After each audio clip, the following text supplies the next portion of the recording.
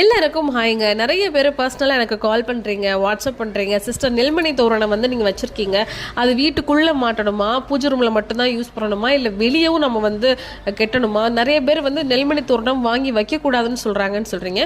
அப்படி கிடையவே கிடையாது. நெல்மணி தோரணம் வந்து நமக்கு எல்லா விதமான ஐஸ்வர்யங்களையும் கொடுக்கும். அதில் இருக்கக்கூடிய பாசிட்டிவ் எனர்ஜிங்கிறது ரொம்ப ரொம்ப அதிகம்.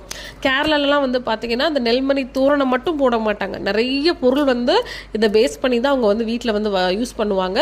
அந்த அளவுக்கு இது ரொம்ப தெய்வீகமான ஒரு பொருள் அப்படின்னே சொல்லலாம். ஸோ கண்டிப்பாக வீட்டில் நெல்மணி தோரணம் இருக்கலாம். நான் பூஜா ரூமுக்கு மேலே மாட்டணும்னு நினைக்கிறவங்க கூட மாட்டிக்கலாம்.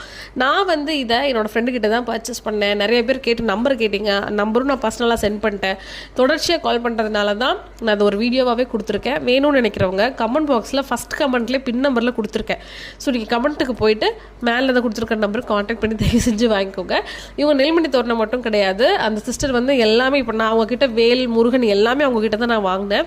ரொம்ப நல்லா இருக்குது பொருள், எனக்கு ரொம்ப சாட்டிஸ்ஃபைடாக இருக்குது. கொடுத்த அமௌண்ட்டுக்கு ரொம்ப நிறைவான ப்ராடக்ட் தான் நான் வந்து பர்ச்சேஸ் பண்ணியிருக்கேன். உங்களுக்கு வேணும்னா நீங்களும் வாங்கிக்கலாம். கமெண்ட்ஸில் காண்டாக்ட் நம்பர் கொடுத்துருக்கேன், ஃபஸ்ட்டு கமெண்ட்டில் காண்டாக்ட் பண்ணுங்கள். அவங்களும் ஒரு ஹார்ட் ஒர்க்கிங் உமன் தான். சப்போர்ட் பண்ணணும்னு நினைக்கிறீங்கன்னா நீங்கள் கால் பண்ணுங்கள், அவங்களும் எங்களுக்கு கொரியர் சென்ட் பண்ணிடுவாங்க. ஓகேவா? தேங்க்யூ.